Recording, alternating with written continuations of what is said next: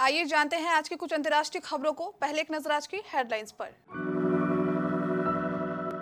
सोनू सूद 1 लाख लोगों को देंगे नौकरी, 10 करोड़ जिंदगी बदलने का दावा।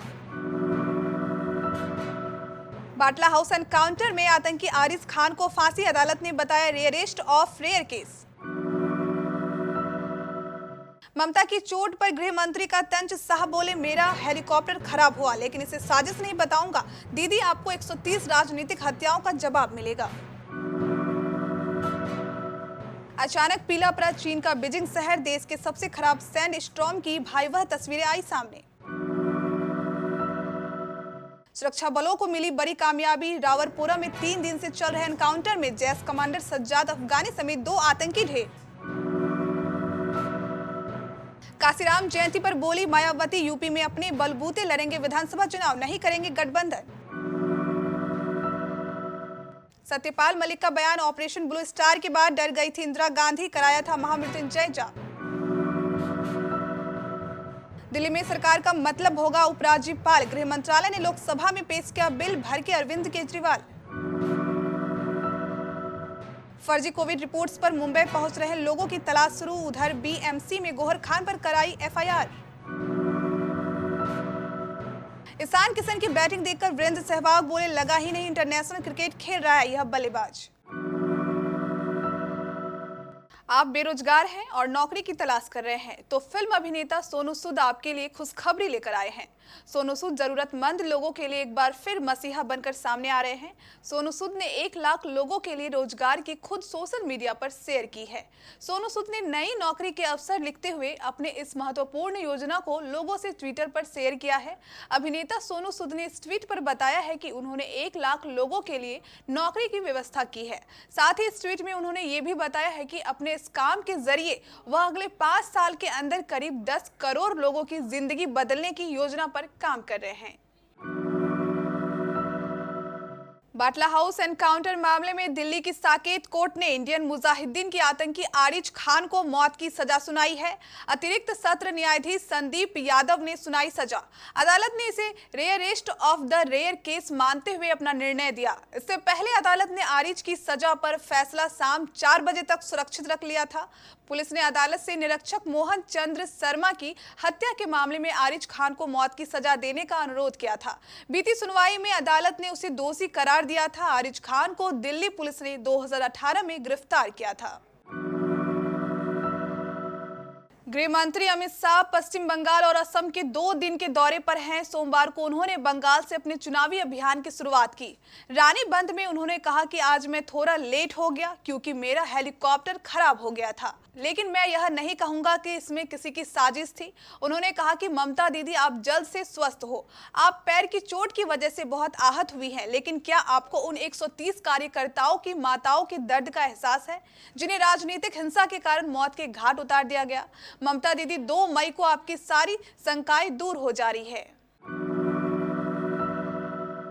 चीन की राजधानी बीजिंग में सोमवार की सुबह लोगों के लिए डराने वाली तस्वीरें लेकर आई। सोमवार सुबह से ही बीजिंग में घनी भूरी धूल में लोगों की आंखें धसी हुई थी, जिसके परिणाम स्वरूप भीतरी मंगोलिया और उत्तर पश्चिमी चीन के अन्य हिस्सों में भारी हवाएं चल रही है। बीजिंग में साल का सबसे खराब सैंड स्टॉर्म देखने को मिला है। चीन की मौसम विज्ञान एजेंसी ने इसे 1 दशक में सबसे बड़ा सैंड स्टॉर्म कहा है, जिससे यहाँ स्थिति भयावह दिख रही है। जम्मू कश्मीर के शोपियां के रावरपुरा इलाके में 3 दिन से चल रहे एनकाउंटर में सुरक्षा बलों ने सोमवार को जैश ए मोहम्मद के कमांडर सज्जाद अफगानी को ढेर कर दिया। अफगानी युवाओं को आतंकी संगठनों के लिए भर्ती करने में शामिल था। सुरक्षा बलों ने 13 मार्च को शुरू हुए ऑपरेशन के दूसरे दिन यानी रविवार को भी एक आतंकी को मार गिराया था। कश्मीर आईजीपी ने इसकी पुष्टि की।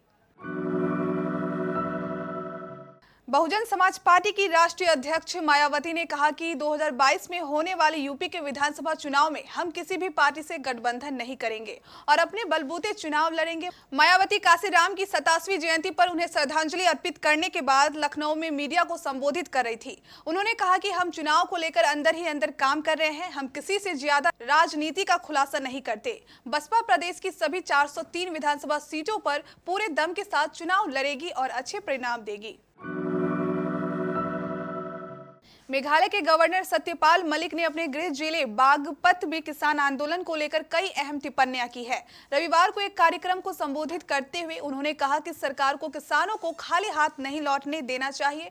इस दौरान सत्यपाल मलिक ने सिख समुदाय का जिक्र करते हुए कहा कि वे लोग 300 सालों तक किसी बात को नहीं भूलते। अपनी बेबाकी के लिए चर्चित सत्यपाल मलिक ने कहा, सिख कौम कभी पीछे नहीं हटती और 300 सालों तक किसी बात को नहीं भूलती। यही नहीं, इस दौरान पूर्व पीएम इंदिरा गांधी का जिक्र करते हुए सत्यपाल मलिक ने कहा कि इंदिरा ने ब्लू स्टार ऑपरेशन के बाद 1 महीने तक महामृत्युंजय मंत्र का जाप कराया था। गृह मंत्रालय की ओर से लोकसभा में एक बिल पेश किया गया है जो दिल्ली के उपराज्यपाल को व्यापक शक्तियां प्रदान करता है। इस बिल को लेकर दिल्ली सरकार और केंद्र के बीच आने वाले दिनों में टकराव तेज हो सकता है। नए बिल के मुताबिक दिल्ली में सरकार का अर्थ एलजी होगा और विधानसभा से पारित किसी भी विधेयक को वही मंजूरी देने की ताकत रखेगा।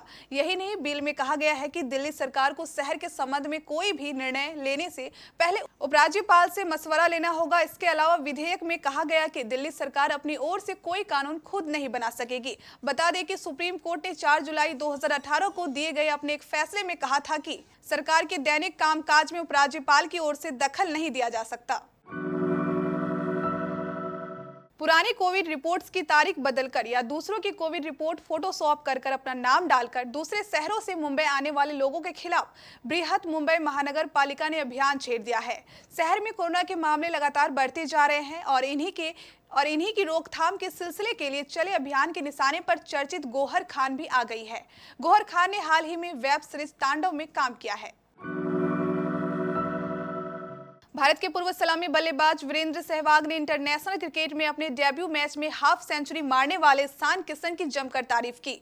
उन्होंने कहा कि ईशान किशन की बल्लेबाजी को देखकर लगा कि वो इंटरनेशनल मैच नहीं बल्कि आईपीएल में खेल रहे हैं। क्रिक बीच के एक शो में उन्होंने इंग्लैंड और भारत के खिलाफ खेले गए दूसरे टी20 मैच के बाद ये बयान दिया। भारत ने विराट कोहली के नॉट आउट 73 और ईशान किशन के 56 रनों के बदौलत इंग्लैंड को हराकर 5 मैचों की टी20 सीरीज में 1-1 से बराबरी कर ली।